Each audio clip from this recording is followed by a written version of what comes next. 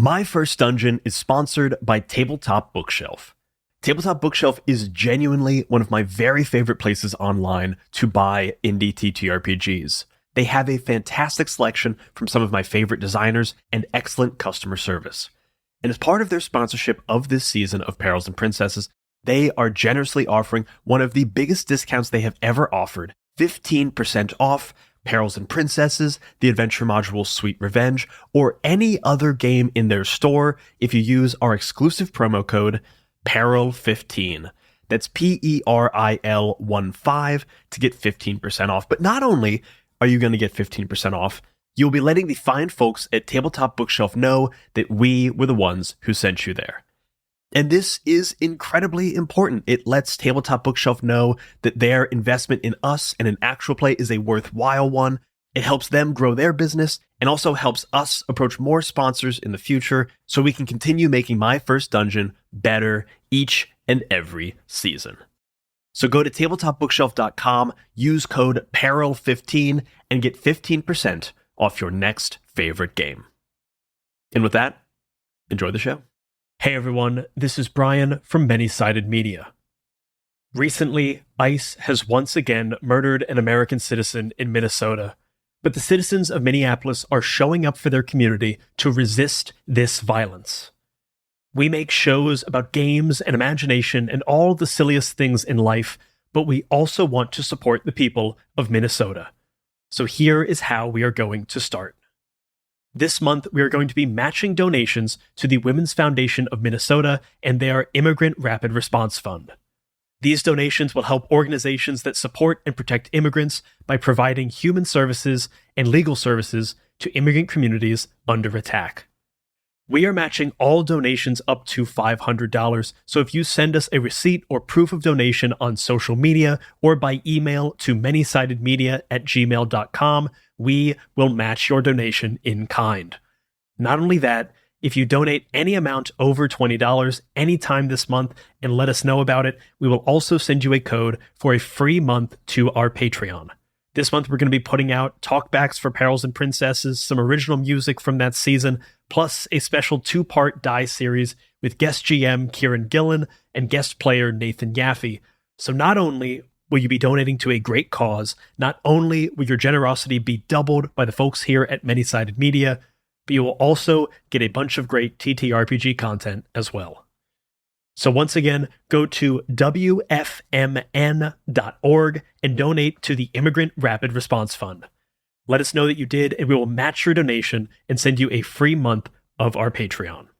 While times right now may feel dark, remember that individually, things may seem hopeless, but united as a community, we can make great change. So just do one thing every day. That's really all I'm trying to do. Just one thing. Maybe it's this, maybe it's volunteering in your community, meeting your neighbors, going to a protest, signing a petition, or finding some other way to get involved in your community. Every step that we make towards a better tomorrow is frustratingly imperceptible. But if we just keep making them, then one day we may actually find ourselves in that better future that we all hoped for. And with that, enjoy the show.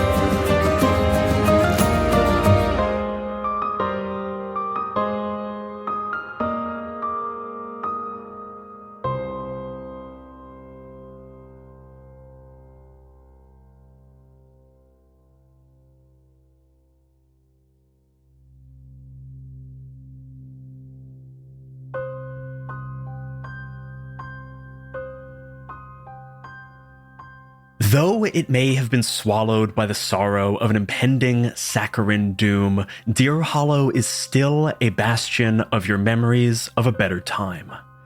And despite its current pallor, the town still retains a tenuous hold on life. A hold bolstered only slightly by the hope that you four represent. The Tanglewood, however, retains none of the whimsy of memory. It is stark and jagged. The shadows are harsh and the darkness rumbles with hunger. The dark, scary things often hide in dark, scary places, and the Tanglewood is the darkest and scariest place you have ever seen. So what must that mean, you wonder, for the things that hide inside?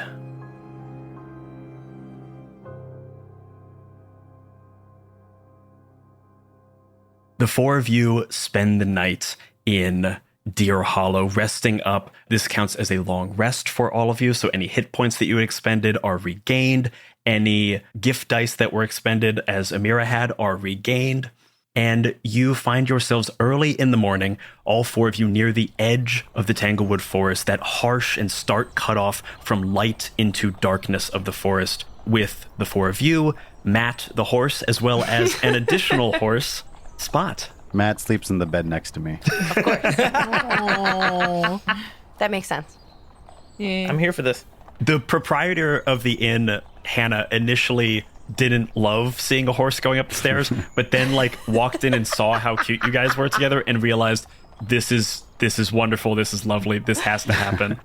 I'm not going to make Amira sleep out in the stables with Matt. Matt must sleep inside with Amira.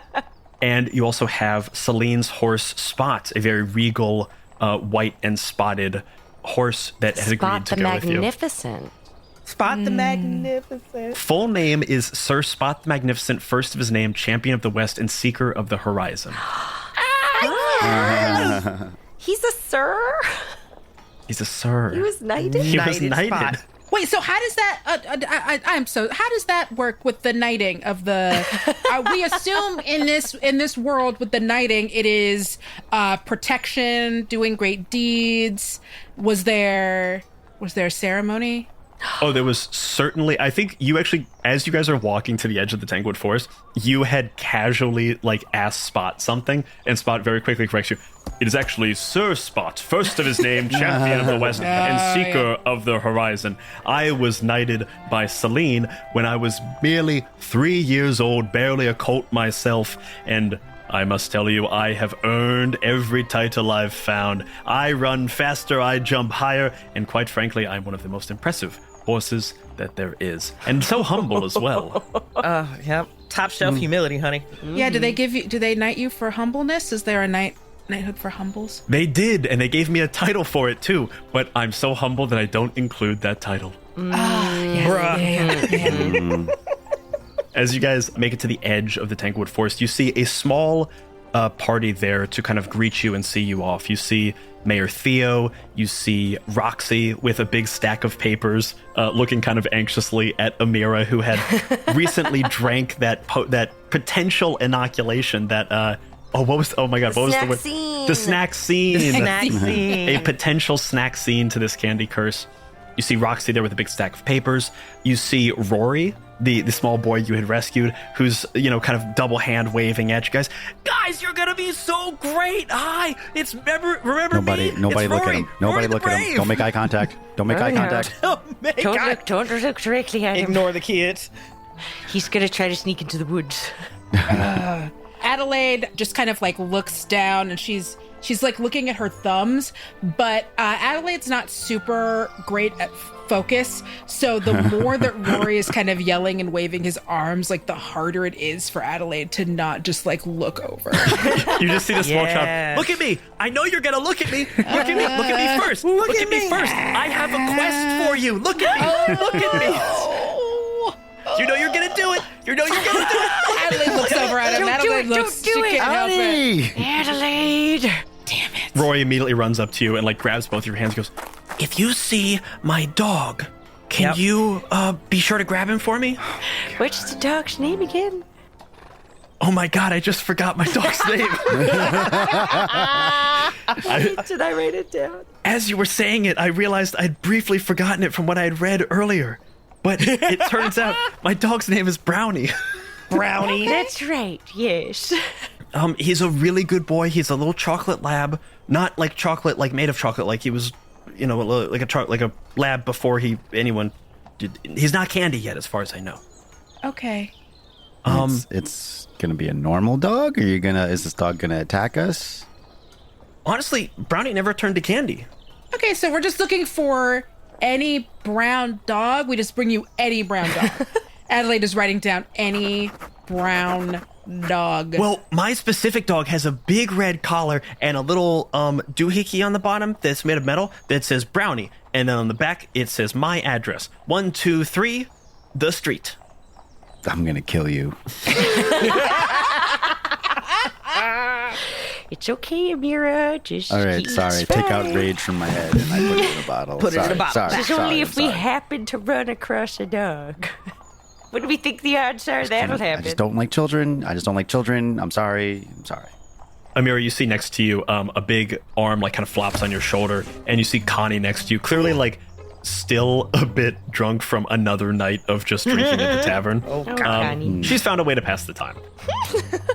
And she goes, man, me too. This kid, I mostly hang out at the tavern because this kid isn't allowed in. That's why. It's because of the kid. Well, there's other reasons too, but that was what drove me there. You know what I mean? That's fair. You see, Amira, she is holding, tied together by the laces, are her boots, which you see kind of have this like slightly magical twinkle to them. And Ooh. she hands them over to you and goes, so, since you guys are going to be delivering some letters and stuff, and you're going to be out in the woods, and maybe you have a chance at this, these are my boots, and they've been magical for a while. If you want to use them, you're more than welcome to. I haven't been able to use much of them here. What makes them magic? What do they do? So these are my wayfaring boots. Pretty easy. If you are using them, you try to like go for too long, you won't have to do any kind of like, you won't be weary the next day. And for every 60 miles, they're not charged right now, but if you walk 60 miles, they charge up and you can have a one-time teleport. Oh, thank you. Can you Do they take fit anybody horses? with you? Oh, Yeah, yeah. it's- Answer Amira's question first. It's you and anyone you're holding. Oh. Anyone you're holding hands with. So if Matt wears them and we're all riding Matt, Yeah. we all... I mean, I've never put them on a horse before, but I guess you could certainly try. All right. And that means that we'd all be riding Matt, though. Yeah. You're right. So we'd all Never be- mind. So we'd all Never mind. be riding Matt. Never No, this sounds mind. great to me. Nope. No. Ah, that I don't sounds want this. fantastic. I don't want this anymore, Adelaide. I don't want Yeah, we this. put- Let's shoot that horse. One on one of the front hooves and one in one of the back hooves, even it out. Yeah. Spot gets on top of Matt too. As Yes. Whoa, okay. That's bold. Mechanically, these boots, you will not have to make a wits check to see if you are wearied after pushing it during travel. Nice. And every 60 miles you walk, these boots will recharge, and they will allow you to teleport with anyone you're touching to a location in your memory. You will have to make some kind of check to see how close you get. Okay. But even if you fail that check, you are going to be within a couple of miles of where you want to be. That's a good escapability. Like if, things hit the fan and we gotta get out fast, that's good. It's extremely powerful. It is a thing that you have to recharge by walking in them for 60 miles. So it is a use when needed. So is this the kind of thing that, because only one person can wear them. So if I guess somebody has a low wits that they're unlikely to roll under, it would be best for that person to wear them? I will let you choose who you want to have wear them if you want anyone to wear them. Because ultimately, that will help that person not be wearied if you guys push hard into travel. They will also be the least likely to succeed on like the teleportation check if Cool. and when you use that. Cool. Question. So we can teleport anywhere within someone's memory. So if someone remembers a place, we can get there. The way you asked that Let me look at the book. feels No, I'm questionable. just asking. It's a fair question. It seems specific enough that I need to retreat back into text. Where I'm like, where have we been? All right. When charged, click your heels together and test wits to attempt to instantly transport yourself and any friends that are joining hands with you to a chosen familiar location. A failed test takes you within 6 miles of that intended destination. Okay, great. So we all just need to be holding hands. We can go to a familiar location, meaning like a place that you've been to maybe a few times or have frequented in recent memory, perhaps. I mean, yes, but the way you're saying it makes me nervous. No, Brian, just let me know if this is true. If we put the boots, and they're charged, right? They're not charged. They're not You have charged, to right? walk Oh, what 60 the miles in them to hell? charge. Yeah, we gotta get that 60 miles right They are up on them. uncharged. You think we could just cut the system right now? Connie wasn't even using them. I was like, we could teleport to wherever we want. We can go to the castle or Berry Park or whatever. Do Never it all. mind. They are uncharged at the moment. Connie hands these to you and goes, listen, if you can get good use out of them, please use them because, I've been stuck here. I can't get any miles in, so... And also, it's just tough to get out of this place. So generous of you, Connie. Thanks. Thank you, Connie. Thanks, Really Con. appreciate that. What do these boots look like? I know we talked about like all of the mechanics and all that stuff. Blah blah blah. Are they cute? Not tired. Blah blah blah. Teleport. Blah blah blah. Memory. What are they looking like? What is? These are cool. These are definitely, like... these boots are made for walking. They are... Okay, It was but right are there. they like? Are they REI boots or are they cunty? Is the question that I'm asking. If REI wanted to get a little cunty, this is what they are. They're Oh, okay. definitely... Ooh, all right. parts of them are very workmanlike. They are meant to be walked in. They are very Okay. purposeful and rugged. But also there's like Awesome. little bits of flair to them. It's clear that Connie has had these for a long time and has customized them. So there's like Yeah. flashes of like, it's someone who has like gone in and painted different parts, has added like little tag bits to them. So there are some kind of like DIY hearts and lightning bolts on them, but also some like personalized like embroidery type stuff in them. Oh, they have like croc charms on them. I love it. Yeah, like when you used to like draw on your chucks. Okay, cool. So like rain boots, like REI and the G and N. Hey! Y'all Yes. gotta stop encouraging me when I do that. I it's love like it. 2 puns in one. It's terrible. It's Gotta stop. beautiful. Ship it.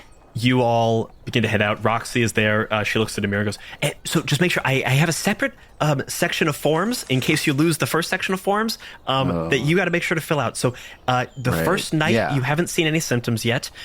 You will know for sure within 72 hours. So within the next 2 days, if you start to see any sprinkling, or if you start to see any licoricification or any kind of hardening or canification, just make sure you note that very clearly in these pages, okay? All of this will be incredibly helpful in me being able to find a cure, okay?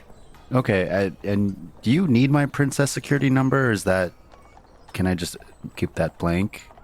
I guess you can leave it blank. I don't need, no. Want, yes. For what purposes? And finally, Mayor Theo just kind of looks at you guys and... Best of luck to all of you. The Tanglewood is a dangerous place, and my wife wishes she could be here to wish you off as well, but she was feeling rather ill this morning, and as are we all. So please, travel safe. Do your best. Our prayers and our hopes are with you. Good luck. We're certainly gonna try. Take care of yourself. That's all we can do. That's all you can D. I gotta go. All right, time to go. Everybody on mat and spot. Let's go.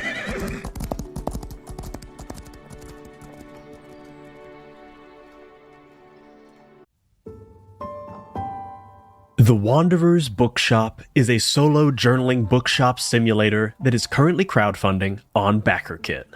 In The Wanderer's Bookshop, you are guided by tarot cards to collect stories, read books, and find your own white whale. You play as the impassioned curator of a magical bookshop, a wanderer with a burning literary question that the bookshop will help you solve. Along the way, you stoke the magic through caretaking, story collecting, and mixed media journaling. Discover the bookshop's history and the curators before you. Help other wanderers find books for their quests, piece together fragments to create something new, and make or find your own sources to solve the mystery that is your burning question. All the while, creating a keepsake journal, a magical item that will live on your very own bookshelf. Support this project on BackerKit by searching The Wanderer's Bookshop, or go to tinyurl.com/wanderingbooks.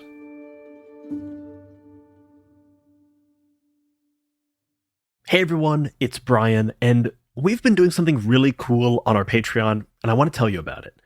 Since we launched the Patreon, we've been putting out bonus actual play episodes every month, but recently we've been doing something even cooler. We've been inviting some of our favorite game designers on the show to GM their own games. And it has been really, really cool. Recently, we had Felix Isaacs join us for a 3-episode game of The Wildsea, where I got to play a Mothrin Raveler conspiracy theorist who may very well be my favorite character ever. Then we had Caleb Zane Hewitt run a 3-part game of Triangle Agency, and we were joined by friend of the show, Taylor Moore, who you may know from his work producing, editing, and composing for Worlds Beyond Number. And just a few days ago, we released part 1 of our 2-part game of Die, GM'd by Kieran Gillen, and featuring special guest and friend of the pod, Nathan Yaffe from Drawfee. Kieran is running us through a scenario called Total Party Kill, so you know it's gonna get messy, messy, messy. This has truly been one of my favorite things that we've done on our Patreon so far, but we also have roundtable discussions from Talk of the Table, including a recent episode featuring Brennan Lee Mulligan, Dr. Emily Friedman, and Quinns from Quinn's Quest, talking about actual play and learning TTRPGs. We also have ad-free episodes, original music, cast talkbacks, and even some borderline unplayable original games. So if you want all of that amazing bonus content, and if you want to support a show you clearly like because you've listened to this whole ad, then go to patreon.com/many-sided-media and become a member of the Dice Pool. Your support means the world to us and helps us keep making this show and a whole bunch more we have planned for 2026. So jump on over to the Dice Pool, patreon.com/many-sided-media. We'll see you there. Hello, my name is Sam Dunawald, and I'm here to tell you about Dice Exploder, a podcast where each week me and a rotating co-host take one tabletop RPG mechanic, just one mechanic, and break it down as deep as we possibly can. If you love thinking about role-playing games and how they work, this is the show for you. Come listen to me talk to Alex Roberts about love and pity, John Harper about elegance and layout, and Mikey Ham about, what else? Exploding Dice! It's an interview show, a review show, a design show, and most of all, a show for anyone who loves these games. Come on down and join us. Find Dice Exploder at diceexploder.com or wherever you get your podcasts.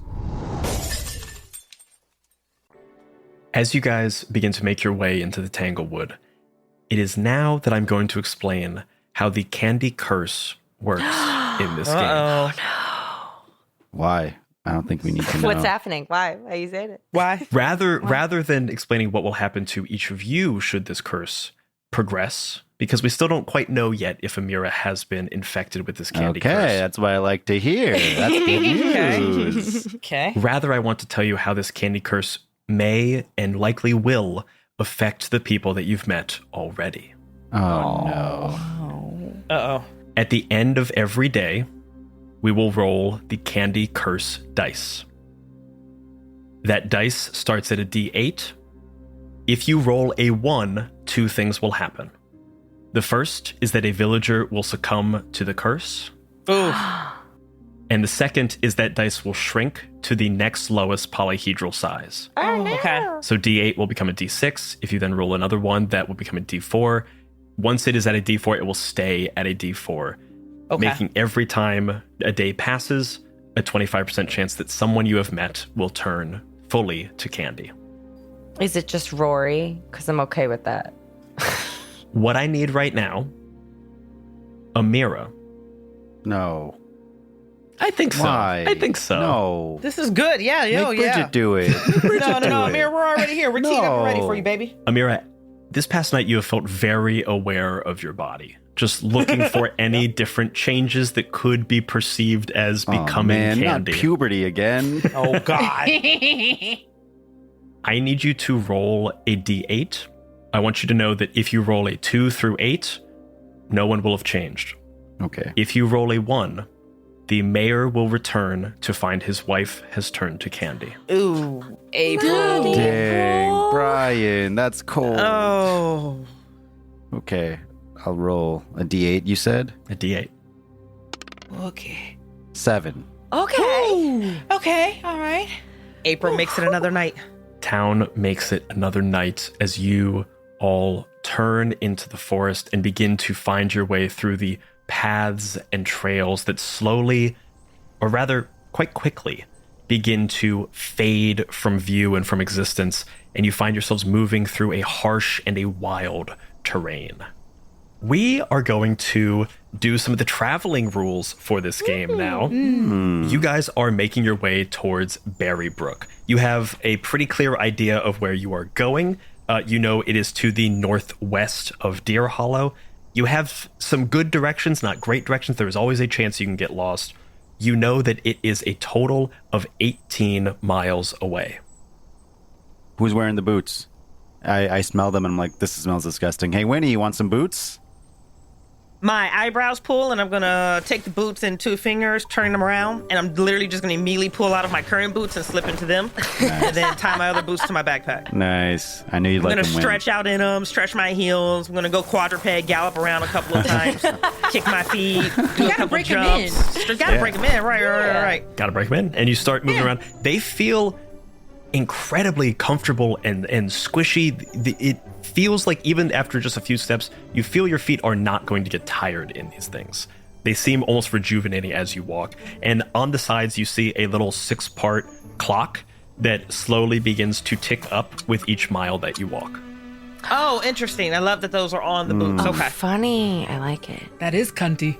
That is giving, honey. Giving.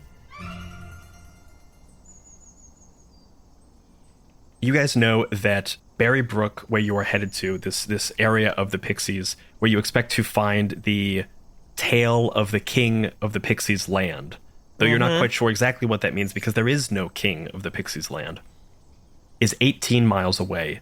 You can travel 6 miles per day through wilderness, 12 miles per day along the road, and to either of those you can push an additional 6 miles if you then test resolve the next day to see if you are wearied. Okay. Is it an individual weariness check or a group check? It is always individual for that. Okay. I will say traveling on horseback is similar. You can travel 18 miles a day on roads, or 24 miles a day if you can push it. Horses do not give you any additional speed on rough terrain. They can travel 6 miles through rough terrain or 12 miles if you push it. Okay. So kind of no matter what here, you are riding through rough terrain. It will spend at least 1 night in the Tanglewood. Okay. On this first night, how would you like to travel? Would you like to travel just 6 miles, or would you like to push it to travel 12? I mean, if we have to spend the night there anyway and get tie-tie, I don't see why we wouldn't do 12. But I'm sure someone here smarter than me has good reasoning. No, I also am like, I think we should just push it. Because we need to do 12, but we're still in the forest, and then we do another 6 the next day, correct? Yeah. Yeah. So we can just rest after the 12 and then just do a regular 6. So not be tired when we get to the... Yeah, that maths. Right? Okay. Yeah. Brian, this can't go wrong. We're doing No, 12. nothing will go wrong with this. We will absolutely get a long rest. There's no reason why we wouldn't. Mhm. No reason why Perfect you wouldn't. It's plan. fine. We got it. Danielle's correct. You have Flawless. to honor that. Yes. Yes. Respect her authority. Let's do it.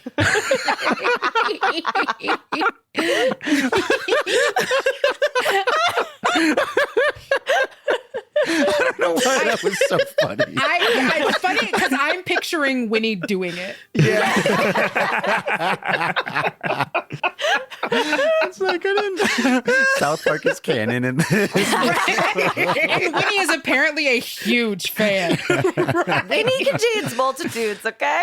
Right. I'm imagining you whittling like little Cartman, like the forest version of like an action figure, like a pop. Like a Funko Pop thing. Yeah, like a forest Funko Pop. Yeah, they make those, Brian. They totally make those here. They make They make those things. here. It's It's real. canon. Okay, it's canon. Ship it. As you guys push it through this first day, you travel rough and difficult through a terrain that is wild and unknown to you. There are clearly paths that existed in this area that have been grown over very quickly. You begin to try to take paths, making it a little bit easier to travel, and quickly you realize those paths are circling back on themselves in a way that no one would have built them that way, but that the forest has been corrupting with this curse. Whoa. Oof. Okay. You move slow but steadily throughout the day, pushing hard into the evening. When it gets dark outside, it doesn't really get particularly darker in here. You just feel a change in the temperature and the pressure and the feel of this place as you move from day in near darkness to night in near darkness. Wow. For every day that you guys travel, or any time that you guys spend time, we are going to roll a potential wrinkle. Oh. For wrinkles, if it is unfamiliar territory, you will roll a d8. If it is wild territory, you will roll a d6. And if it is dangerous territory, you will roll a d4. For this, I'm going to say it is a d6. Okay. 2 through 6, nothing happens. If you roll a 1, there is a wrinkle that you will experience. Are we all rolling it, or is it just Amira? I'm going to say... I just think you should do all group rolls. I just think you should be in charge of that. Clarity is equity. I like this. I gotta tell you, it was on the tip of my tongue to give it to Adelaide, but now it's way funnier to give it to Amira. No, come on. What? I support this. This is good. This is good. This is ridiculous. I like this. No, this is spot on. Do it. Oh, come on. You got it, girl. Amira, go ahead and roll me a D6. d6. Anything but a 1, you're fine. With a 1, there we will roll on the wrinkle table. Come on. Nothing wrong with a couple wrinkles. All right. D6. What'd you get, babe? Roll the 1. Come on. Watch me do this. No. Amira! What do you want? Amira, why? No. Amira. Why would you do this to us, Amira? God, Amira, why did you insist that you had to roll for this? God, This is ridiculous. So weird. God. I mean, I will tell you, wrinkles can be good, they can be bad, they can be neutral, but I'm going to have Amira continue to roll for us. Can you roll? Yay! Can you roll a d6 on the nighttime Tanglewood wrinkle table? So just roll me a d6. Oh, come on. I rolled a 5. It's probably a good one. Oh wow, this is so apt. This is why I love random tables, because they're so poetic. As you guys make your way through the woods, you find a decent place to camp. It is not a good place to camp. You never saw a good place to camp, but you found a spot that was as good as any, which is to say quite bad. Oh, good for us. You guys set up a rotation to keep watch, and you make sure that the horses are fed, you eat yourself, and then you slowly drift off to sleep. Amira, during your watch, ominous whispers begin to fill your ears. Matt? You're not sure if this is the Tanglewood, or your own mind, or potentially the curse, as a sickly, sweet smell begins to permeate the air. Uh-oh. Is that a unicorn? Hello? Hello? Amira, do you stay right where you are, or do you move about the campsite even just a little bit? Uh-oh. I mean, if this was real life, I would just pretend to be asleep, but this is, If I'm not awake, then they're not Then awake. they can't Exactly. get Right. That's not That's good happening. logic. But I feel like the more fun part's to do the thing that you said maybe I should do and move around the camp. I think Amira is very cognizant of how dangerous this forest is, and you know not to stray too far from the camp. This isn't a moment where you go off deep into the woods and get lost. Rather, this is a moment of just smelling something and trying to figure out where it comes from. I think one of your first thoughts is probably, is it me? Yeah. This sickly sweet smell. Yeah. Do I have a torch, right? I can kind of light up. Yeah, you light up a torch. The darkness illuminates, but not nearly as far as this torchlight should go. And you kind of move just around the perimeter of the campsite. And as you do, you hear a faint hum. It's very consistent. And you get a little bit closer to it, you kind of follow it, and then you hear it. It's not a hum, rather, it's a buzzing. And as you get a little bit closer to it, you see a rather large beehive. With bees working very quickly. They don't seem particularly to notice you or anything. I think they see you, they see the light, and they recognize it, but they don't recognize you as a threat. But you see these bees working, and the franticness with which they are working is strange.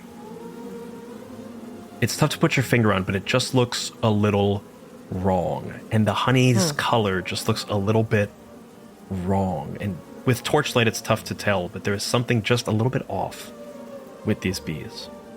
Those bees are fucked up. Those bees are fucked up. All right. I'm gonna put a little sign in the ground that says, fucked up bees, don't go any further, so if anyone else wakes up.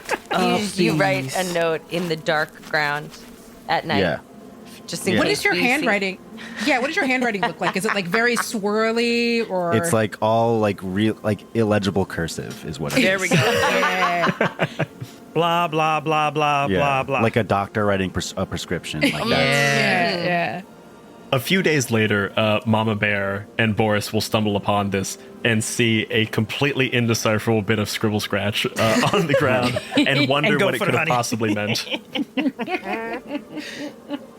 Amira, you see these bees and you see this strange honey and you see the way in which they're working that seems, if you were referring to a different animal, you might say feral.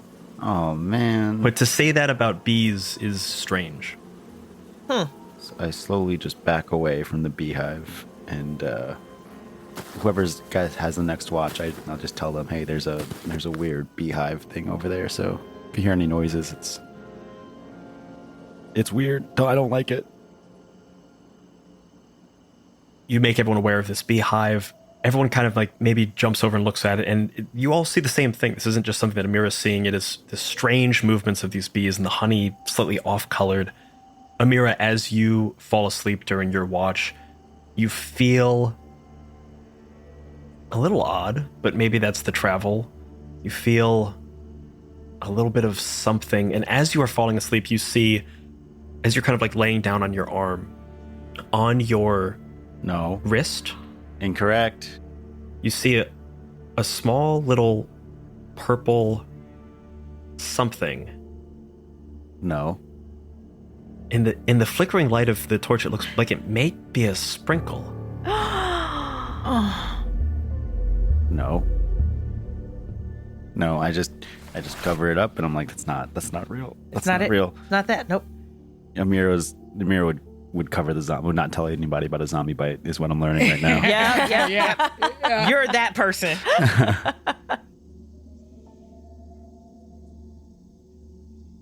You guys pass the rest of the night and wake up in the morning. And Amira, as you wake up, the first thing you think to do is look down at your arm. And when you look down at your arm, that purple sprinkle-sized thing isn't there.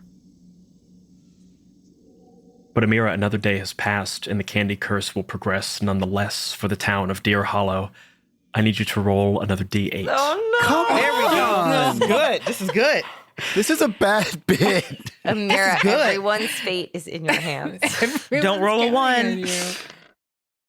3. Okay. Okay. Deer Hollow survives another day. See, it's not all bad. This is the worst Hunger Games. This is the worst. This is terrible. Brian, before we proceed forward, am I able to go back to the beehive and just make an inquiry with them to see if they're okay? Oh. Yeah, sure. Ooh, chat with the bees. You make your way over to the beehive, and you're just able to talk with animals. You don't have to expend any resources, right?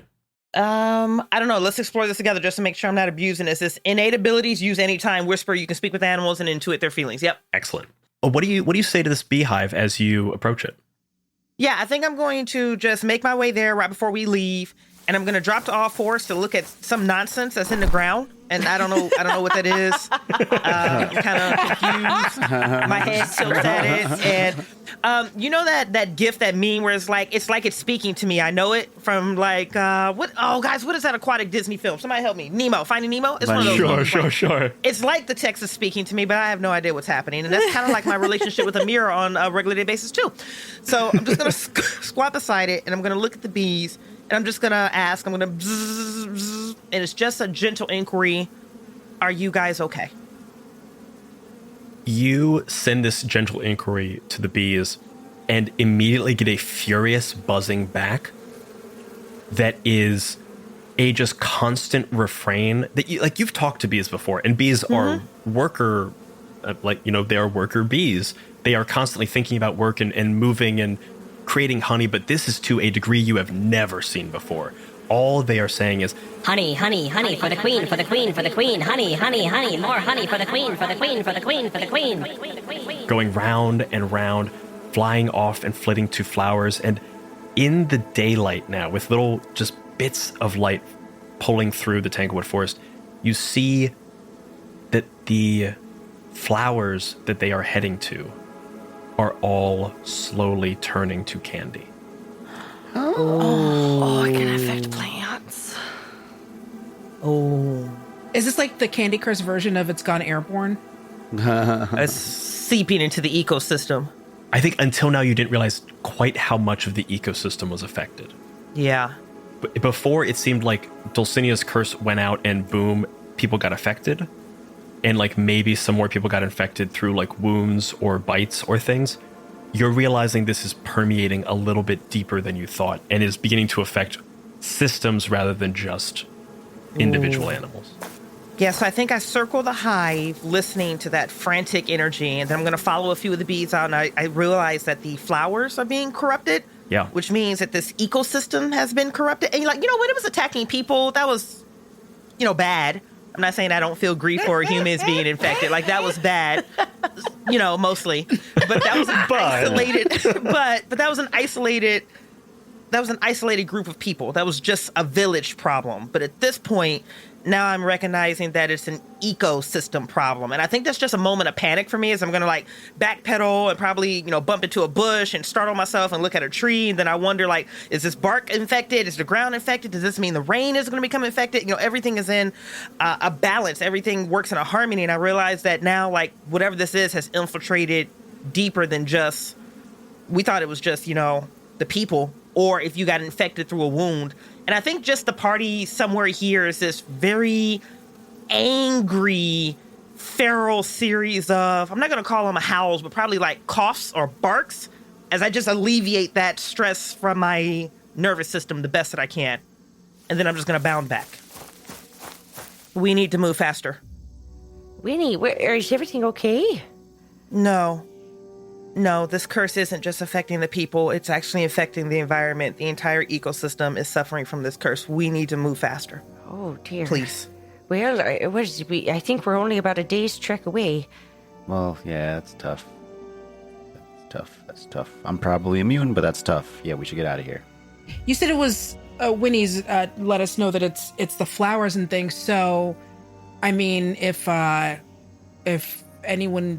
horses eat any flowers or hay or anything like that, or drinks from water, or it rains on us, or anything that we consume. Matt? You guys do have provisions with you that you brought. Yeah. Oh, we got a Spot and Matt. You got to eat only the things we brought. It doesn't look like it's safe to forage right now. Don't eat the grass, Matt. I am going to remind all of you that this is a game that we will be tracking supplies. Yeah. You guys each started with 10 provisions. Amira, it is important to note 10? You had 10 each, I believe, at the start of the game. Okay. When you're in town, people will feed you for free. Essentially, you don't need to use your provisions. You need to eat one provision a day, or one ration a day, in order to gain the benefits of a long rest.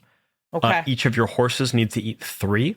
Fuck. All right. Yeah, I'll be honest, I think the number probably should be higher, but I'm going to say 3. Oh. Don't be that person today, babe. Come on now. Horse expert Brian. I think I could be a horse amateur for that calculation. My gosh. Are provisions somewhere on our character sheet? It should be in your inventory. Everyone would have started with 10. Okay. There's a good chance this will never come into play, but there's also a chance that it might. That it might. Okay. So I have to spend 1 for myself. So a beer is down 4. Yeah. Should we spread spots out around us? Probably distribute spot out. I stupidly use a trail food on the bear thing. Yeah, So I think I'm down 5. that is correct. Well, would we have stocked back up in the village? I'm going to say no for now. You're welcome to do that next time you go to the village. 9:30. Way. It feels more interesting this way. It is feels cool. more This interesting. is All really right. cool. That is. Is anyone feeding Spot? Does Spot have a Spot is a sir. Spot should be able to take care of his own. I feel like Spot's got his own provisions now. You guys wake up and see Spot with a fork and a knife somehow in his hand, waiting to be fed. Oh, shit. Yep, that works for me. Yeah, I'll feed Spot today. That's fine. Yeah, we'll all take turns. So mark off 3 for Spot. The last thing I need you to do, as you guys pushed it last night, I need everyone to make a check for potential weariness. Oh, that's right. I've grown weary. Weird. I've grown weary today. Weary.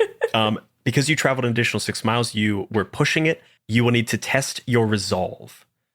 If you fail that test, so you'll be rolling a d20 and comparing it to your resolve stat. If you fail it, you will be weary. And if I want to use a heart dice, do I do that before or after my roll? Heart dice you can only use on allies. You cannot use it on yourself. Right. So if I want to use that, I can use it after they roll? Yes, you can always use heart dice after you roll. Okay. If you fail on this test, you will become weary, which means you will have disadvantage on all resolve checks until you have a long rest. But Winnie's wearing the boots, so she doesn't get weary. That is correct. Winnie, you will I not don't have to make this test, roll. Yeah. Way to go, Winnie. So everyone go to make your virtue test. Let me know if you succeed or if you fail. And we're doing resolve. Resolve. Adelaide. 18 on a 10 resolve. 18, that is a fail. You are wearied and will have disadvantage on all your resolve checks until you have a long rest. Tie. Geraldine.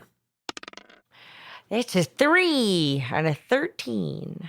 Geraldine is spry as She hell. is a morning princess. She doesn't even need coffee, but she likes it. Hey. And Amira, how you looking?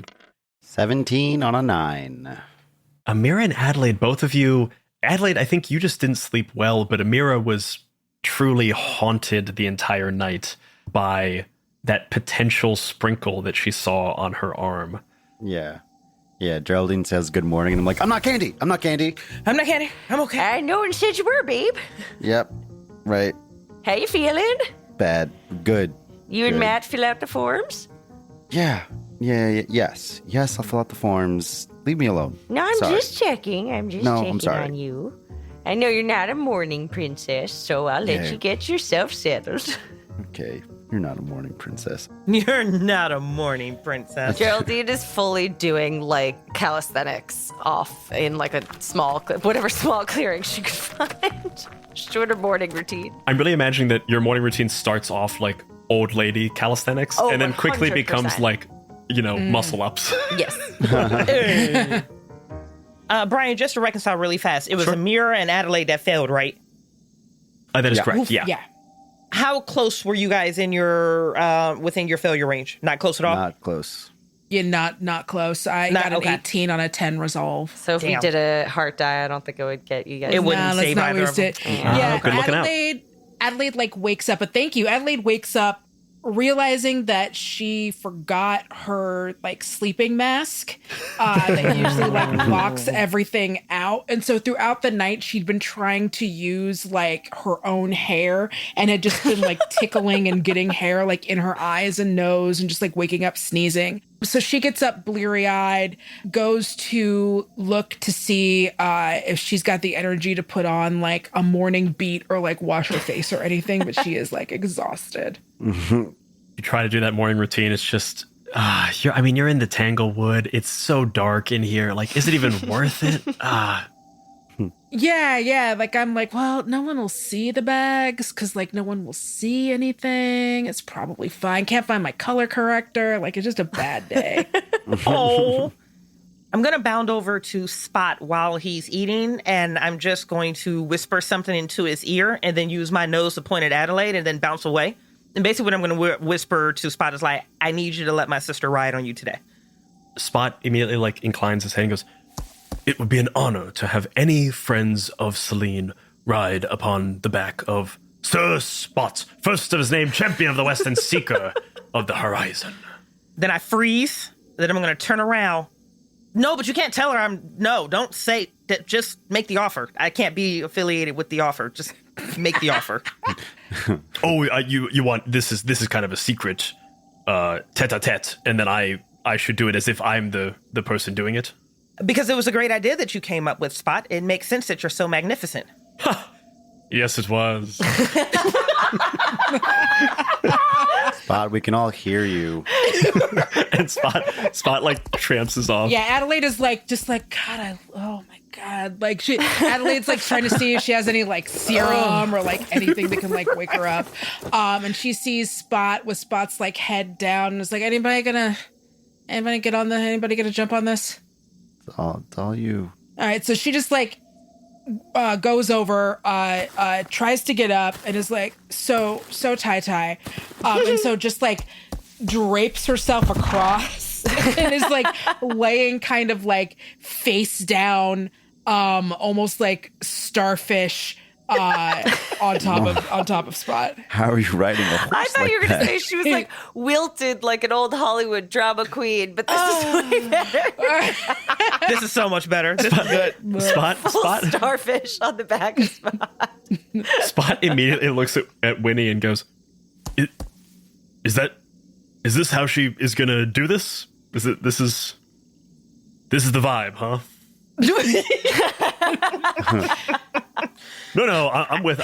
It's fine. It's just, I like to be seen as regal, and when I'm carrying kind of a limp body, kind of tough. Yes. No, Spot, she likes to be seen as regal too, but you know what? Sometimes we don't always have regal moments in us, okay? Good horse. Good horse. Wait, Brett, can I ask a question really quick? Sure. I can't remember from last session. Is Winnie the only person who can communicate with Spot, or can Spot talk? I can't remember. Winnie is the only person that can communicate with Spot. Okay, Yeah. so we can't actually hear any of this. Okay. Oh, We just damn. hear I was me. like, maybe this is the one talking horse. I like a talking horse. I'm excited to have one animal in the future turn out to be the talking animal. The talking animal is coming. You guys continue on. You have another 6 miles today before you get to Berrybrook. That time passes pretty quickly. However, as you travel, I do need an additional check to see if there is a wrinkle. And since we've been having Amira do it, I think maybe we should just stick with that. Yeah. God, no! I thought you were going to celebrate change it. You sounded... You damn it! That's good storytelling right there. Y'all see that? Listen, Amira, it's a D6. The dice have gotten the joke. They know that you got the D6 already. They're not going to do it again. No, No, not. They're not going to do it again. The dice are benevolent. Their dice are They're Benelopes. The dice are benevolent. Dice are benevolent. Fuck. All right, now I'm not so sure. Now the dice can do They're anything. bananagram. Okay, I rolled a 3. Okay. Hey. As you guys move further through the Tanglewood, the darkness and the dankness and the treachery of these paths does not abate as you get closer to where you expect Berrybrook to be. As you are nearing the end of the day, you see the darkness gets a little bit darker and the shadows get a little bit more hungry, and you are on constant lookout for changes in the landscape, for anything that might lead to a clearing or something that would have a settlement or a civilization or something. And it comes up on you extremely quickly. Uh-oh. Not what you were necessarily expecting. You were looking for some kind of house or building or settlement or something. Rather, you come upon a very thick fog. Interesting. Is it the kind of fog where it's like it's woods and then it feels like it's a wall?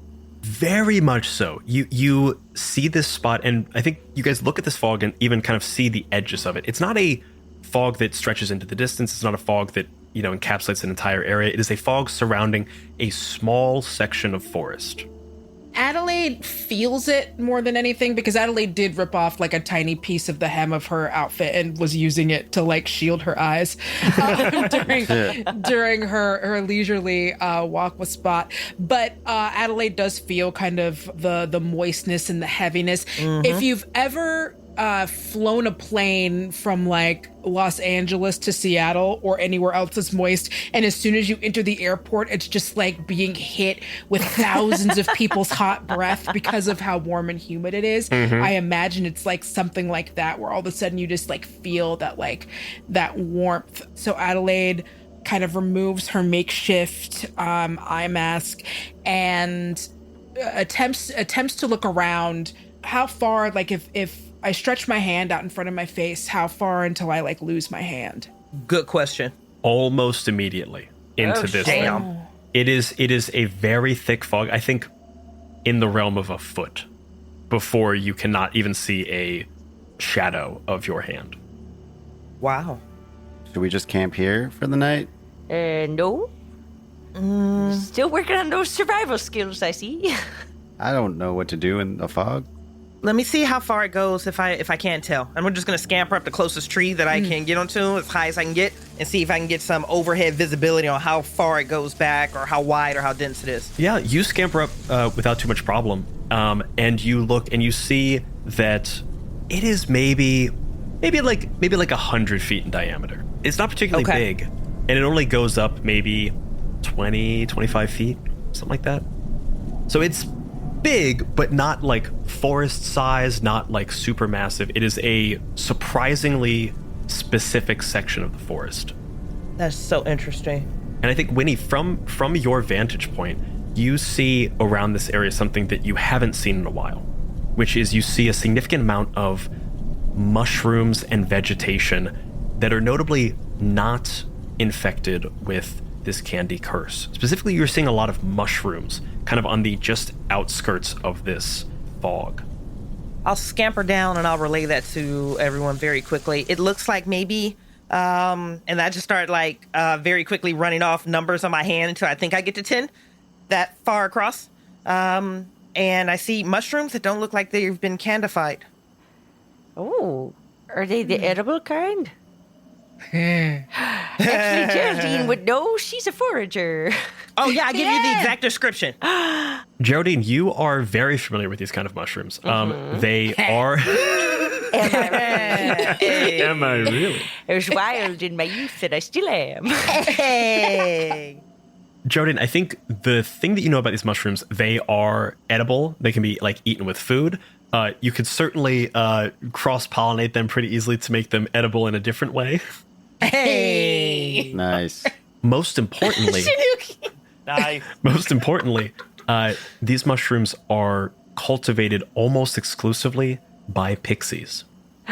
Ooh. Oh, everyone, these are pixie mushrooms. They're delicious, a rarity. I wonder if this fog might be a protective measure. Oh, they don't want anybody else to get their stash. Yes, or they don't want the curse. They don't want anyone to wander in with the curse or come and steal more wands or something. Oh, so should we steal some of these mushrooms? I think if we pick a few, we might find that we have some guests and maybe we can chat with them. Oh, see, I was just thinking about getting high as fuck off the mushrooms. Yeah, no, let's Oh, see no, if we we could can do that. We could do that later. do Yeah. that later. We'll make some special teas. Geraldine is going to forage some mushrooms, yes. Nice. You very quickly forage some mushrooms. You pick these things and cultivate them in a way that will not totally kill the entire fungi, but like just take off the bits that you want. As you do, you see above you a couple of birds kind of fly into the fog and then seem to vanish into it. And then a moment later, you see something come out. And you hear, rather, before you heard a flapping of wings that was very foom, foom, foom when the birds flew in. As something comes out, you hear a much quicker, rapid flapping of wings, as if a hummingbird, but immediately you recognize it as being pixie wings. Oh. It looks like we may have an incoming. You very quickly see a sharply dressed pixie man who is wielding like a very small pixie sword. Everything about him screams guard or like in charge, protector. But then he has very bright yellow dragonfly wings that seem to be pretty much at contrast with the entire vibe that he's trying to set. Are the pixies our size or tiny? Pixie's tiny, maybe 6 inches tall. Oh, very small. Hey there, cutie. And immediately flies up to Geraldine, and his whole body is essentially right in front of your face. What do you think you're doing?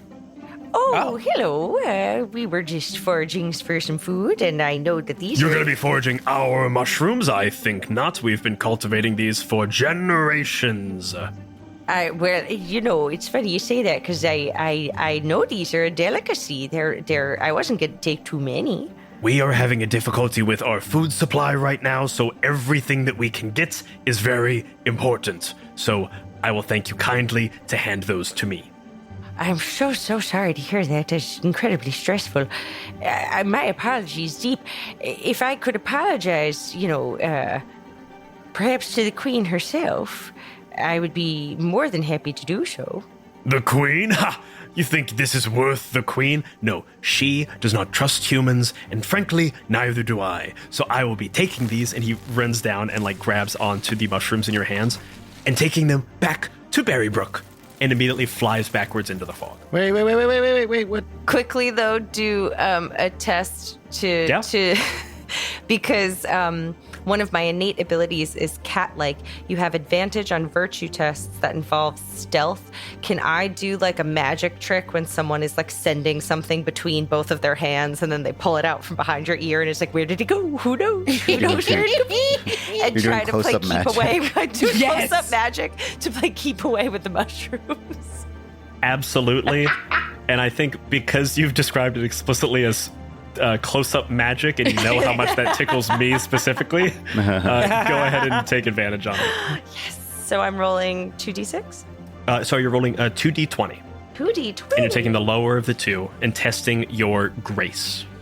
All right, my grace is 9. I'm not that graceful. Nah, come on, baby. You got it. You got it. Oh, that's a 19 and a 10. No, you ain't got it. Okay, I can give you a heart dice. You take This a heart doesn't dice. make me feel worth it for her dice. No. I have 2. Amira, how are you using your heart dice? So you can roll for it, but before you do, let me know how you're using that heart dice to help in this moment, as Geraldine is passing this back and forth, trying to sleight of hand keep away this mushroom from this pixie guard. I slightly distract him because I have one of my rage bottles that's empty open because I'm trying to catch the pixie in my bottle. Okay, so as you are trying to capture the pixie in the bottle, he is constantly whoop, whoop. No, can't get me, ha ha ha. And Amira, go ahead and roll that d4 for me. 3. That reduces a 10 to a 7, which is below your 9. Woohoo! Let's go. It's been a while since I've done my close-up magic. I need practice. You quickly go back and forth, and after a minute, the pixie just kind of stops and goes, wait a minute, what? Whoa, do that again. What?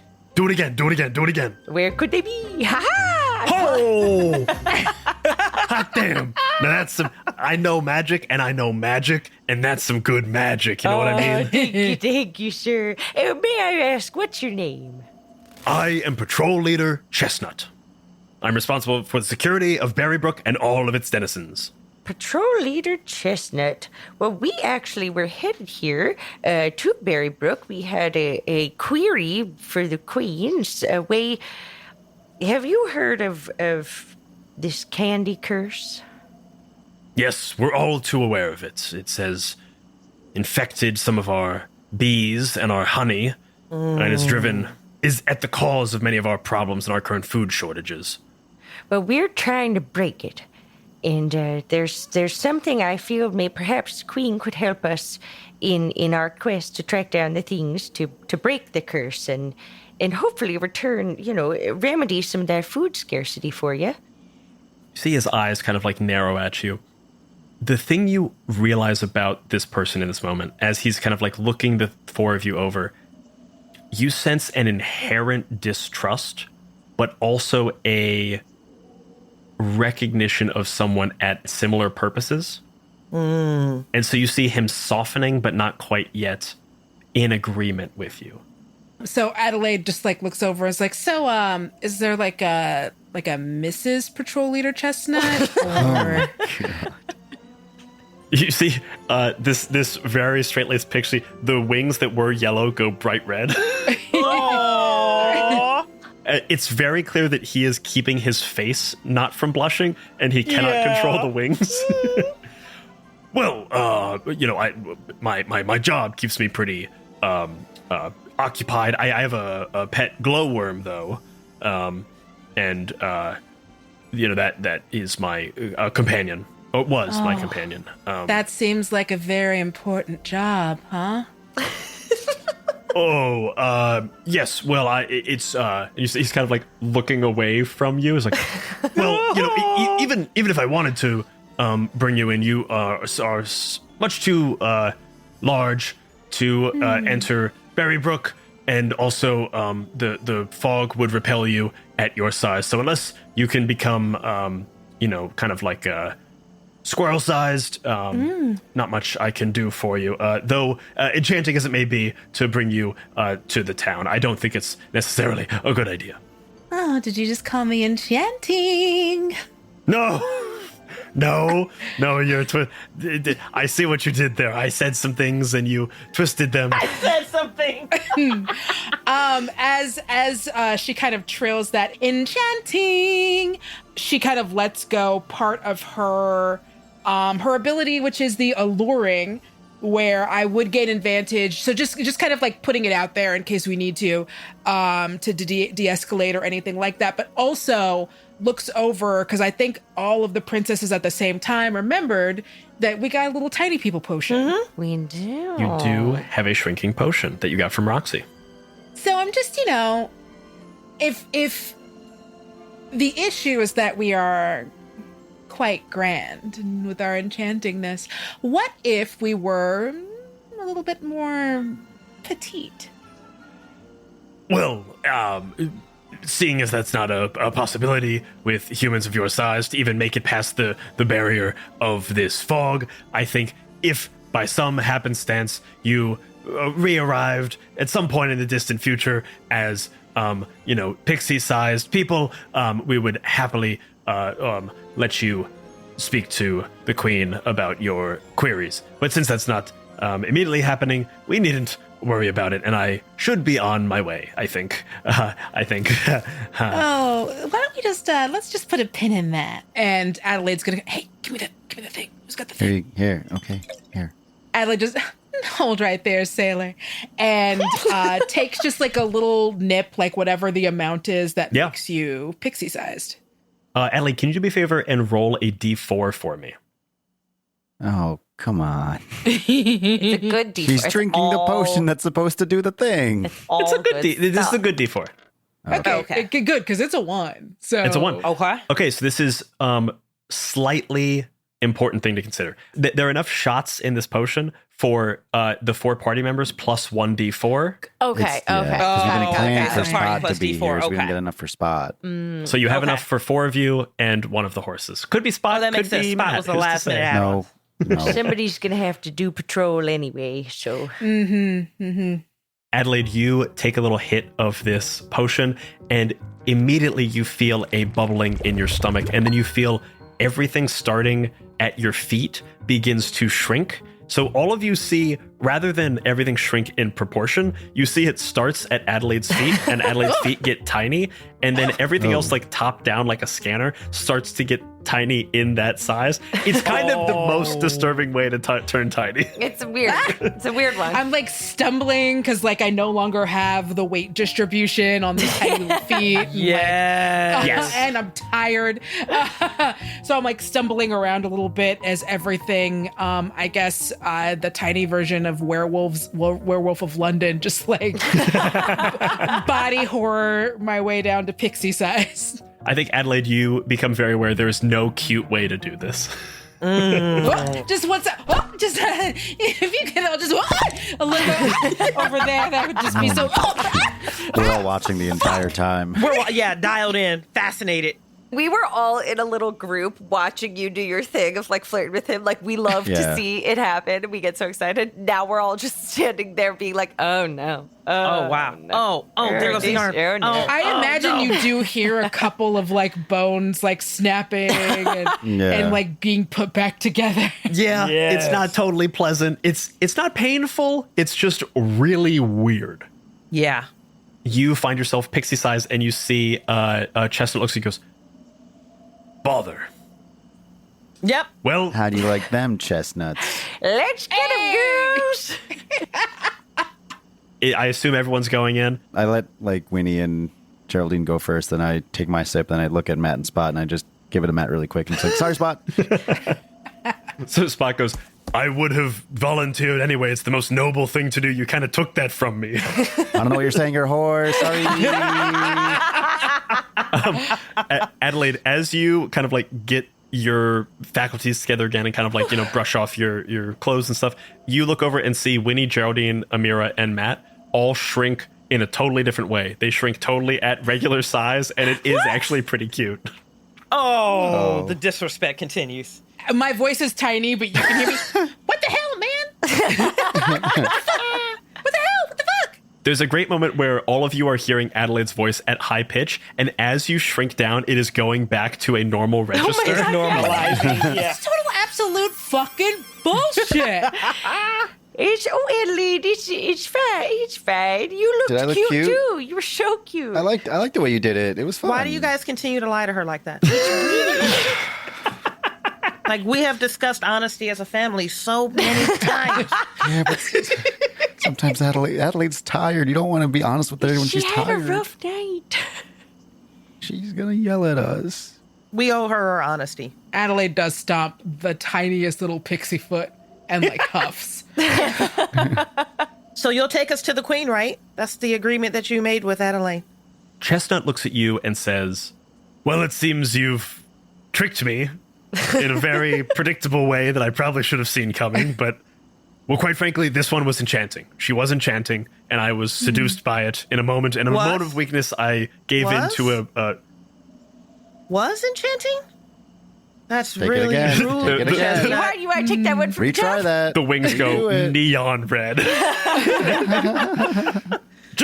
Just follow me. I hand out a mushroom to Chestnut that is like a fan shape. I'm like, here, why did you hold this one? You can cover up those wings maybe a little bit.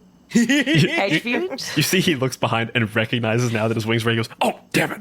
And he is reaching behind himself to try to tuck his wings away. Oh my god. Yeah, like a kid in a binder. Like, 100%. like in school having to present up. You just lead the way, Patrol Leader Chestnut. Oh, fiddlesticks. Fiddlesticks. So, as we were saying about a Mrs. Patrol Leader Chestnut, You see, she says as they kind of are walking to go. you guys are walking, and he is moving the fan mushroom from being a fan covering things to a fan literally fanning himself. Wait. Oh my gosh. Come on, Adelaide. You have to ask red flag questions. Hey, Chestnut, how much do you tip wait staff? It's very important. Very important. He looks very proudly. A minimum 20%. There is nothing more vital to this economy than the wait staff. All right, I approve. This is Well, great. I already know you would love me if I was a worm. Because you do have a... so that one's true. already covered. Adelaide, he seems like a real catch. He's great. Literally, when I get bigger. Literally. We're going to have to go back to Roxy, get more potions. As you guys begin to walk through this fog, you see the interesting thing about this fog that you can see from inside it is that at your size of like 6 inches, looking up, you can see there is almost like a low level fog that is just water vapor, and above like a foot, there is a fog that seems to have like a magical element to it. So anything bigger than, say, a small fox or a squirrel would have a difficult time getting into this thing. Okay. But you pass under this magical barrier, and walking through very confidently through this fog that begins to dissipate rather quickly. You can see a couple of feet in front of you, which in this space, a couple of feet means it feels like a couple of yards or meters or something with the relative scale. And then very quickly the fog dissipates and you see, surrounded almost as if it's in the eye of a storm by this fog, the town of Berrybrook. Hey! Ah, look at this beautiful place. We've never been here before, right? You would have never been here before, but the town of Berrybrook is a very lovely little pixie village that looks as if all of the houses and buildings have been worked into the landscape as naturally as possible. Oh, I love it. Almost as if like the rocks and the trees and the things just grew around, or rather themselves grew into houses for these pixies to use. You see a very delicate and clear craftsmanship of mushrooms and bark and trees and rocks and like little hills of mounds of dirt and things. And the entire village is very quaint and lively. And you see a number of pixies all around, flitting around on little wings, going over bridges and like moving all around, eyeing you with a bit of particular note as they move around. Off in the distance, you see a number of houses that are similar in size and stature, and one very large oak tree that has running up the entirety for probably like 15 feet in the air, which in this world feels like a skyscraper almost. A number of rooms and buildings that seem to equate to the entirety of a castle. Oh, okay. As you guys walk towards this area, Chestnut looks at you and goes, "We've had a difficult go of it, as I know much of the forest has, and I'd be happy to introduce you to the Queen if you think you can help. I mean, do you know how to break the curse? We've tried our magics on it, and all we've been able to do is just keep a little ring around us. But even we've been affected with our bees getting, this kind of poisoned honey and poisoned a lot of our food supply, essentially." Oh yes, we did your queen ever get to meet Princess Celine by any chance? I'm not sure of all of her acquaintances. Princess Human? Yes. It's possible, but unlikely. The Queen hasn't made friends with humans ever since the witch Dulcinea came some years ago.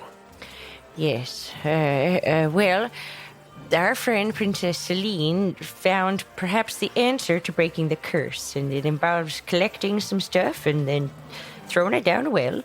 And we're here to see if perhaps your queen can help us find one of the things is somewhere here in Berrybrook in the land of the pixies. Really? You see his eyes kind of go wide and he goes, "I'll be honest, I don't put much stock in fairy tales and prophecies, but at this point, any hope is hope that we haven't found yet. What are the things that you think you'll find in here? We don't have any magical items or particularly potent things." You got tails? Yeah, is there a Mr. the Queen of the Pixies? No, It's a normal way to ask that question. That's really good. That's really good. I like Really good. Great job. you see there's a moment of coming from you where he seems a little disappointed, as if, "Oh, are you going for the Queen now?" No. We're looking. Has there ever been a king, but not for those purposes? For the king has something I need. No, that's not. No, you got to keep going. If there's if there's something we're looking for, I'm really interested in that king's tail. No. Yep. No, That's backtrack. okay. You got this, Adelaide. Just give her a minute. Just give her a minute, Chestnut. Give her a minute. Just let her cook. Let her cook. I just need to meet the queen, but obviously, if it was the king, I would never impugn on the queen and try to get with the king. You're cute. Put it into song. Sing it. Nice. Good save. Yeah. I like Adelaide starts thinking as she's spitting it, and she's just like, I like your wings. They make me think of rings. The rings in the sky. You're the apple of my eye. I'd like to get to know you better, but that will have to wait until we're no longer cursed in this She was doing so good with the rhyme scheme. letter. Oh, there, make her stop. she landed. Come on, make landed her the plane. stop. Just make her stop. Just make her you stop. you make me very nervous, but we do have a bigger purpose. So I will see you later, tiny alligator. Woo! Holy shit, you did it! Good job. You see Chestnut looks at you, is like the whole time he's just been seeing Geraldine and Amira on your shoulders, like I was gonna say angel and devil, both shoulder devils. No angels in this shoulder scenario. devils. Come Yes. on. I don't take that trick. Hey, I'll give her a heart dice. As you were saying this, you see his face just like slowly slacken, and by the end of it, he starts like crying just a little bit. Oh. And towards at the very end, he just grabs your hand and goes, "Never in my entire life has anyone written a song just for me." It's also like spoken word. It's this new thing called rap. I'm working on it. I'm working It's on it. even On better. it. The rhyme scheme was so clear and potent, and the message Super tight. directly to my heart. Winnie is looking around like, is anyone else experiencing this moment other than me? We're all on the same page. Is this literally the narrative we're going with? Winnie is in complete disbelief that this is actually what's happening. You see, he looks at you, and his tears kind of still in his eyes. He goes, "Ever since I lost my pet glowworm, I thought I would never find love again. But Oh my god. seeing you now, hearing your words, those alluring, dulcet tones, I know I will find love again. I'll find it Yeah. right here." Yay! I shall away, my love, and we shall go to the queen. But you stay here, and we'll be like right back. I mean, really, Chestnut, I think you should come with us. You need to make the introduction to the queen, right? Oh, yeah, that's right, Adelaide. Yeah, I he think got we to make need the him, Adelaide. introduction. Do we? I think, yeah. Because she has the cure to the curse. Like, it all rests on her convincing the queen. So you should stay as close as possible. She did make you a rap song. I will Yeah. stay directly by your side, never Yeah. to be parted from you again from this Yep. moment on. Right, totally, Yep. totally. That's great. For sure. This is good. This is good. Yeah. She's awake now. Yeah, you know what? For this, because I give you such a disadvantage for this guy, your weariness is immediately gone. My weariness has turned to wariness. All right. That's a good pendulum swing, baby. Weariness to wariness. Let's go. Oh my god. You walk with Chestnut. Adelaide, he kind of like puts out his arm in a very like gentlemanly, hook your arm through the crook. And Adelaide does take it. So, hey, tell me everything that happens here. Like, I want to know all of it. Like, who's popular, who's banging who's banging whose wife. You've got to know everything. Oh, let me dish. Oof. Hey! He begins to tell you everything about this town. There's a bunch of pixie drama that is happening. A lot of it has been kind of pushed to the side by the fact that they are quickly running out of food. Yeah. They had a storehouse where they stored a bunch of food, as well as they kept a beehive that like helped them make honey. Their honey, similar to the beehive that you saw, got infected by this kind of infected pollen from infected flowers. No. And the animals that ate from that honey became feral and also cursed as well. Oh, the bees. Poor babies. The worst of them, there are a number of things that seem to find their way down into the storeroom cellar where they house much of their food. Small animals, things, but still feral and vicious. And ultimately, even a small animal to a pixie is a very dangerous thing indeed. The worst of which was a collection of rats. And as he's telling you this, you guys are approaching the door to the castle. He kind of like knocks in a very ceremonial way, and the doors are open. He goes, "I did battle with them as well. 7 rats all bound together by the tail in this horrible concoction, making almost one terrifying creature. And Ew. ever since then, we haven't been able to get anywhere near the place. And that's where all of our food is. We're on strict rations now." Wait, 7 rats. Adelaide doesn't know a lot of things, but there are some things that she kind of remembers. So 7 rats all together by the tail. There's a name for that. Mouse monarch. No. No. That sounds pretty close. Rodent rain. No. You got this. Just keep No. going. You can You hear from the distance, the word you're looking for is rat king, my darling. It was on the tip of her tongue. Yeah, I had that. Yeah, that was the word. And as you say, rat king, like as she, like as though I'm saying it at the same time, which I obviously had not been. Floating towards you on grand monarch butterfly wings, illustrious, is Queen Gardenia. Just to look at her, it is apparent who she is and the regal power that she possesses. She has like a very big updo of like thick locks all pulled together and this very flowy white dress that comes down to the floor and kind of glits along the floor even as she is flying a couple of inches above the floor. So the dress is going down even further than her feet and she is like staying, a certain amount above the floor in this very ethereal and kind of almost spooky way. The way she glides and this dress just touches the floor as she goes. And who are you who has entered my humble Berrybrook? Hello, Queen Gardenia. It is an honor and a pleasure to make your acquaintance, and I'm sorry that it is under such a stressful time for you and your people. Thank you very much for your kind concern towards my people. I ask again, what are 4 humans doing in the land of the pixies? Right, totally, yes. And a horse. And a horse. Sorry, We brought I a missed the horse in. Small now. She hit that human kind of hard, huh? She's a hard H. Hard H. Oh, no. Yeah, we're princesses in our own human domains, and we are on a quest to acquire some things so that we can try to break the candy curse that the witch Dulcinea has unfortunately spread across the land.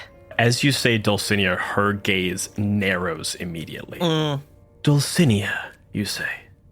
Yes, well, she's dead, but unfortunately her handiwork is not.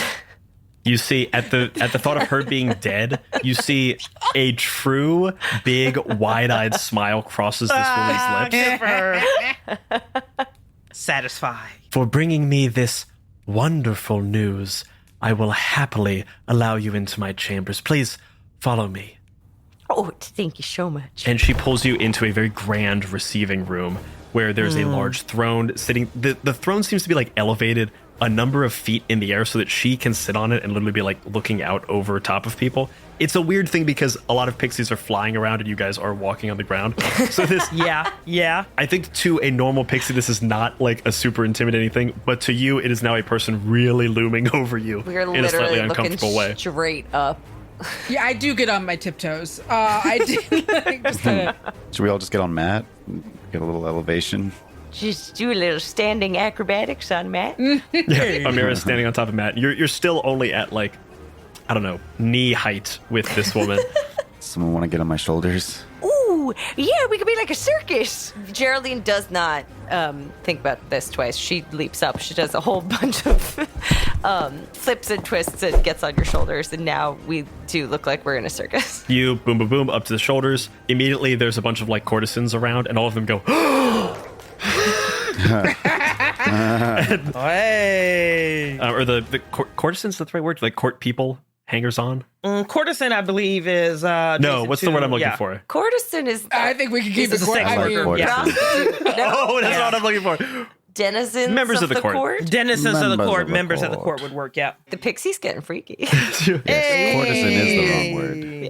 As you jump up there, all the members of the court that are around this area that are like watching this grand viewing chamber all begin to go, and Queen Gardenia gives a small smile at the kind of like act that is happening in front of her and quickly waves them off with a small wave of her hand, and they all begin to chatter amongst themselves. And she looks at you and goes, So, the witch Dulcinea is dead. The thief, I should say. Wonderful.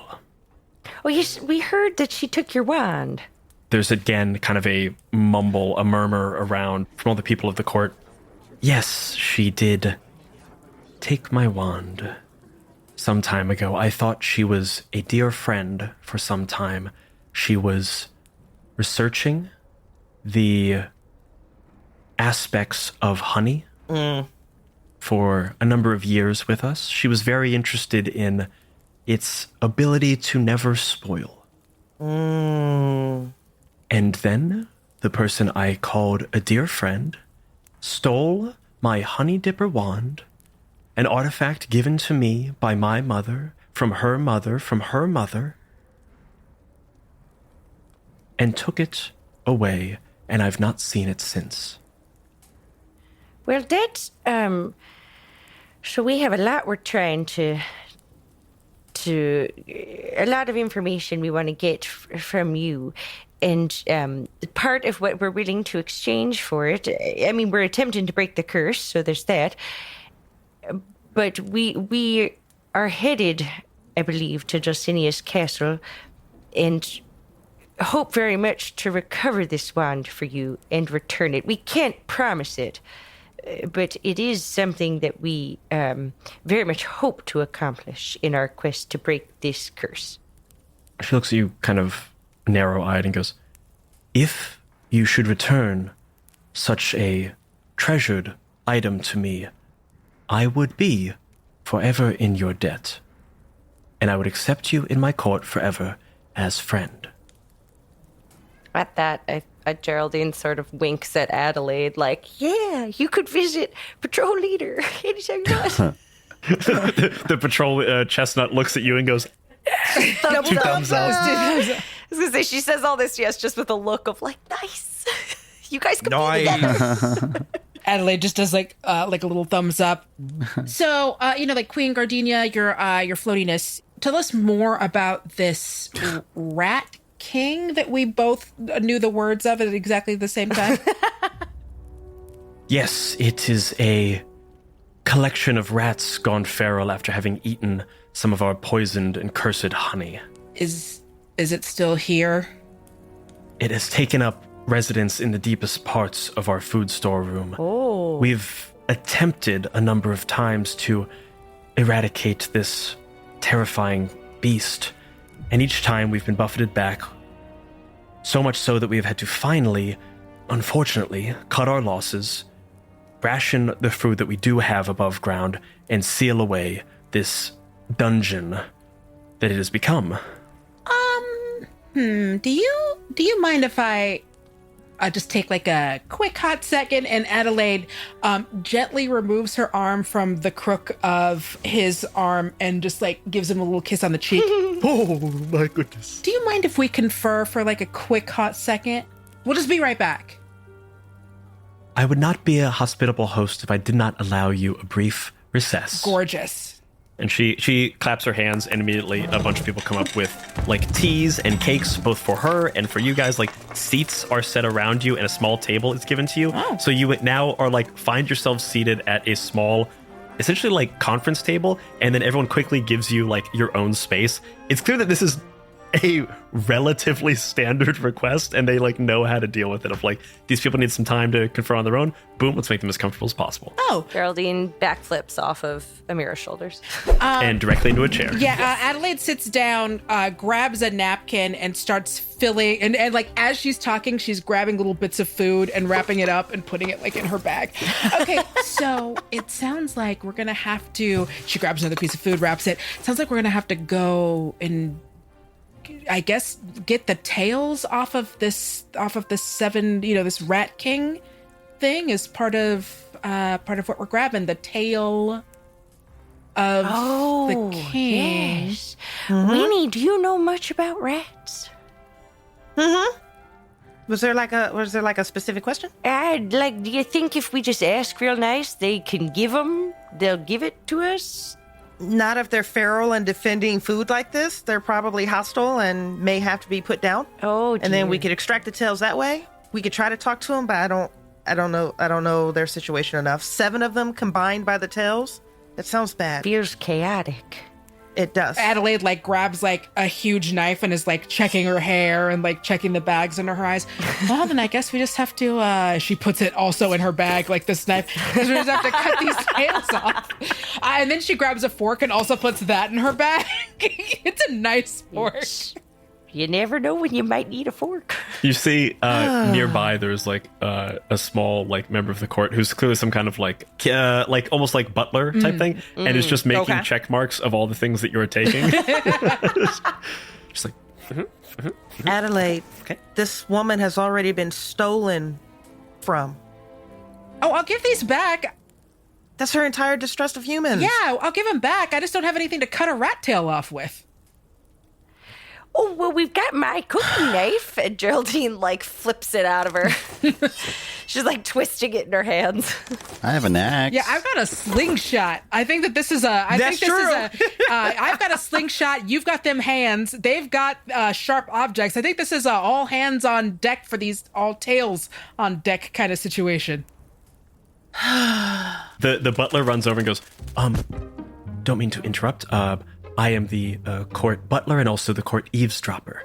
That's a job? You get paid for that? And all you gotta do is get work. paid handsomely. Yes. Adelaide's moving in.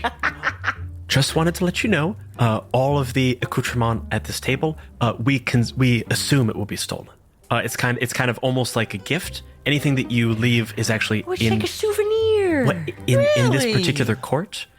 It would be considered rude if you don't take it. See, it's considered rude if we don't take it. Adelaide starts grabbing everything. I look Amira, we like bundle, like take the tablecloth off, like tie it up, put it in Matt's bag. Just like a makeup bindle. We take the table, all the chairs. Adelaide grabs the hot tea off of it first so it doesn't spill all over everything. Winnie, get in on this. Take some. Oh my God. What do you want, Win? Do you want anything?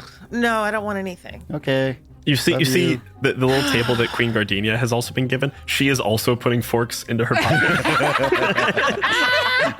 It's a show of respect that you like their stuff so much. It's worth taking. Yeah, I like it here. I love this. The only thing more confusing than humans are pixies, and I understand that now.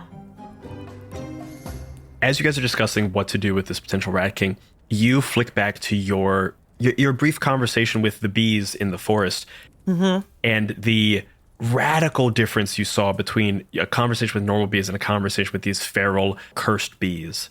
You recognize that bees are a relatively docile species in a way that you're like, oh, this was extreme. This is an extreme change. To think of that with a bunch of rats tied together with a tail, you see this as an extremely dangerous enemy if it has been found to be like feral because of this cursed honey.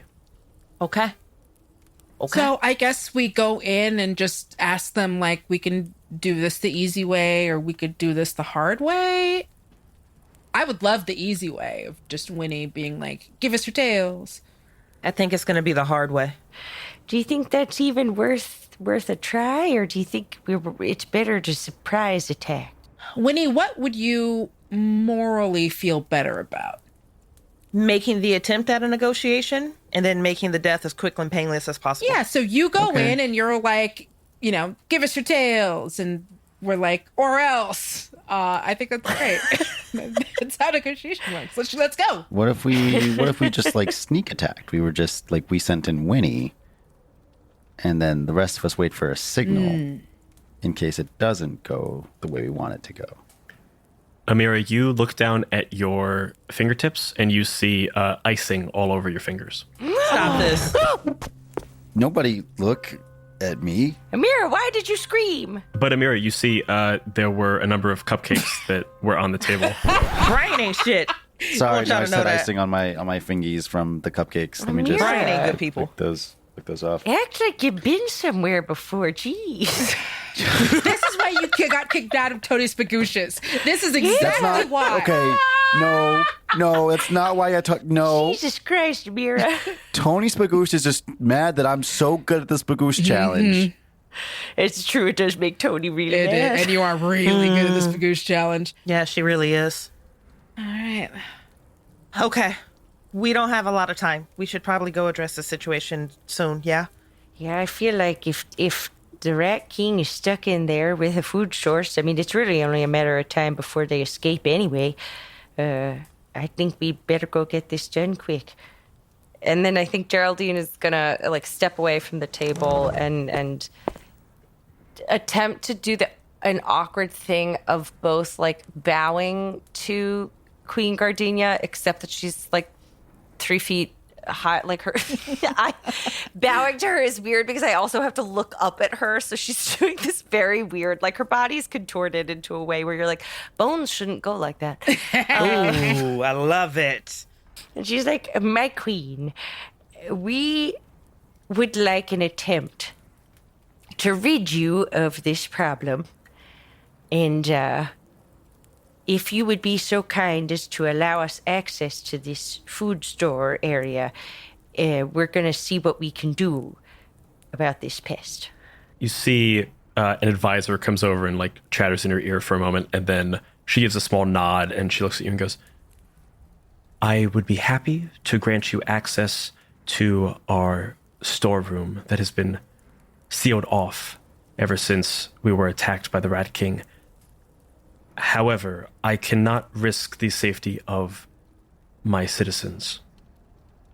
If you wish to enter in, we will seal it behind you until you knock again.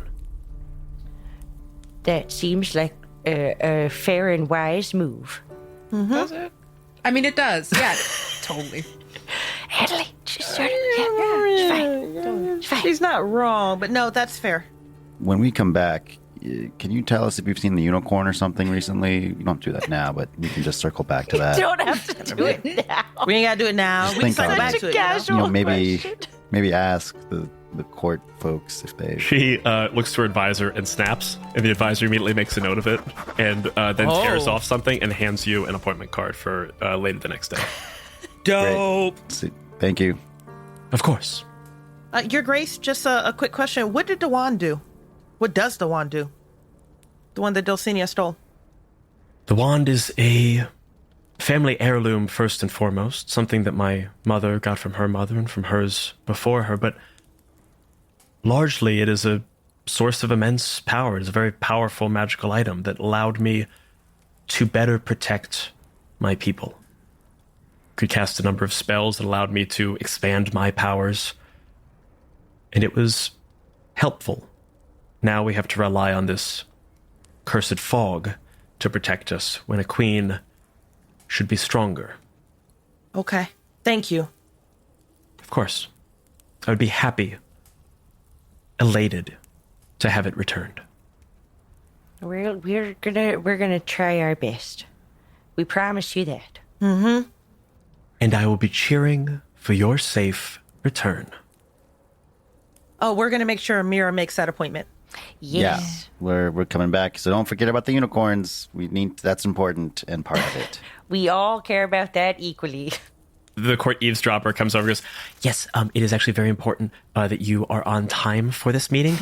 Being late is honestly more offensive than pretty much anything else you can do. It's almost worse than stealing from the queen. Well, what about being early? Oh, no.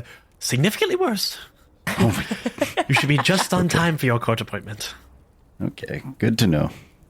Thank you. Matt's very punctual, so we'll just make sure Matt's in charge of that. Yeah, there you go. That's very punctual. You are guided out of the chamber. Queen Gardenia gives you a small nod of her head and then very quickly moves to other court business. And Chestnut begins to lead you, Adelaide by the arm, and the rest of you over to this, what is a former storeroom, now something closer to the dungeon of the Rat King. Oh. It has been boarded over. All of the boards have been nailed shut very thoroughly. And he gets a crowbar and slowly begins to undo this massive door that has been erected around this essentially hole in the ground. And it quickly is opened, and you see a dark, damp, cool chasm below you. And somewhere off deep in the tunnels, you hear an echoing sound of a chittering swarm of rats and a single roar.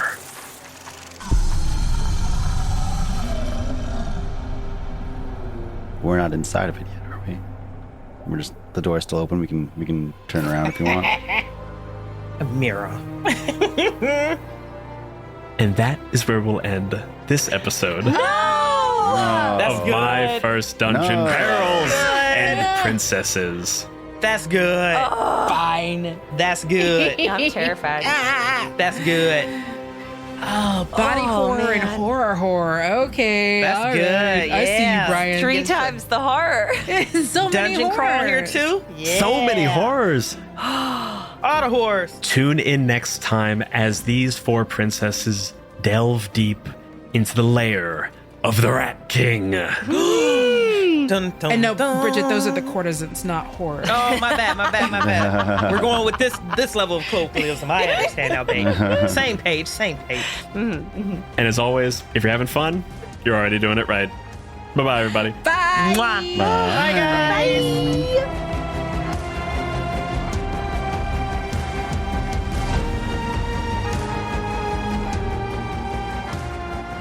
This season of My First Dungeon is sponsored by Tabletop Bookshelf.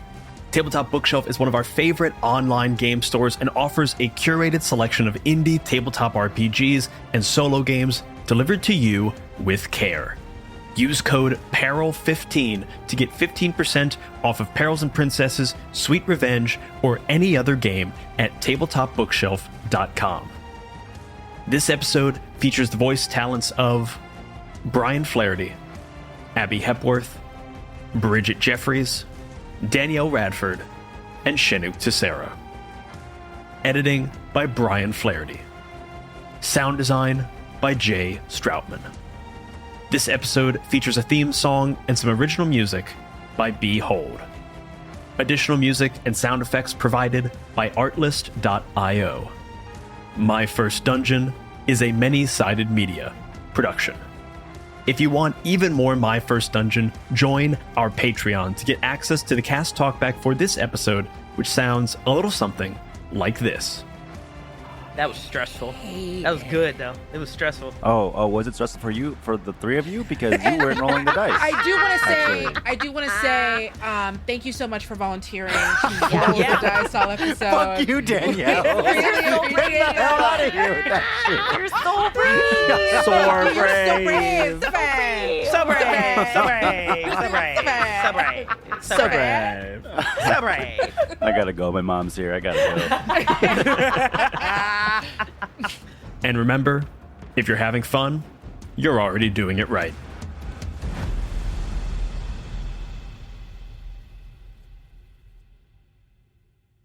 As I was saying it, I knew courtesans was the wrong word. And I'm like, what the fuck is the word I'm thinking? Because it painted a very specific picture in my I was mind. like, that's not what this is. I kind of dug, but I was like, oh, okay. Yeah, That's the kind of court we're in. Yeah, it went from I see why she never remarried. She doesn't need it to. went from like Yeah. Versailles to like She got a den of hoes. Moulin Rouge, and I was Yes. super into it. Yeah.